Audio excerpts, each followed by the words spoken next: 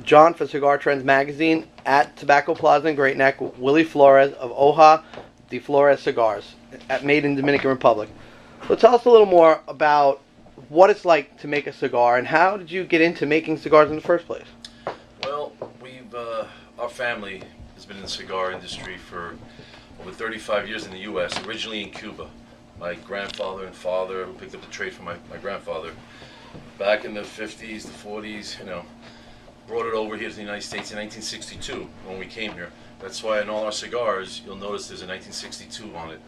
It's a tribute to my dad, bringing the whole family over here in 62 and continuing the cigar trade out here in Miami. But we've been making cigars in the U.S. in 67 officially. In the 80s and 90s, we had a very popular cigar called the Flores, me and my family. It was a cigar that sold very well around the country. It was one of the hottest boutique brands at the time. It really took off. A lot of people might remember it was an orange label cigar. It was pretty hot. Then we hit a wall with this company who was making the cigar for us in Honduras, and we had a major setback with them, and that's what took us off the map for a little while.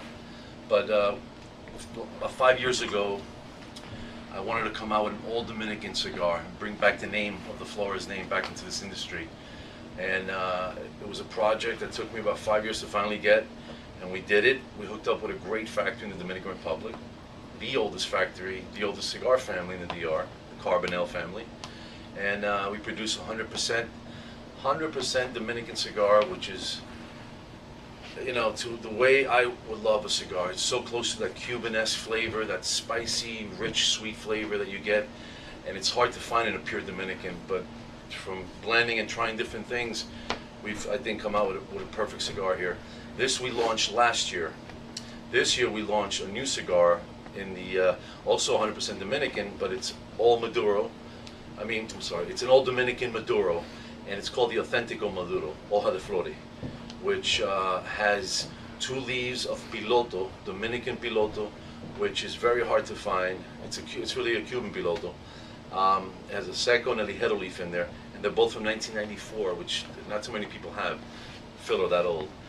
It's a box press, 3 sizes, and but you know what? It's in my blood. I'm 49 years old. We've been doing this practically my whole life as it is.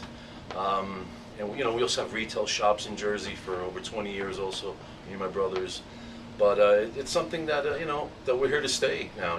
We've had a name for a long time in this industry, and now it's, thank God, things are going the way we want it to go now the last couple of years. What was the thought process when you were thinking about manufacturing in the Dominican Republic? What were the pros versus the cons? I knew without a doubt, and I know a lot of people probably aren't going to agree with me, that Dominican tobacco outside of Cuba is the best tobacco, I think, in the world. As much as I like Nicaraguan tobacco, I think Nicaraguan is being, first of all, there's too many Nicaraguan cigars hitting the market today. Everything coming out there today is Ecuadorian wrapper, all Dominican filler, and they're all starting to taste the same, I think. Like the old saying, there's only so much you can do with rosemary chicken, And I think Dominican tobacco has always been the closest to Cuban as far as the quality of the wrappers, the filler, everything about it. Look at Fuente with Opus X. That cigar is so incredibly delicious, rich, and intense with so much complexity. That's the way a Cuban cigar is.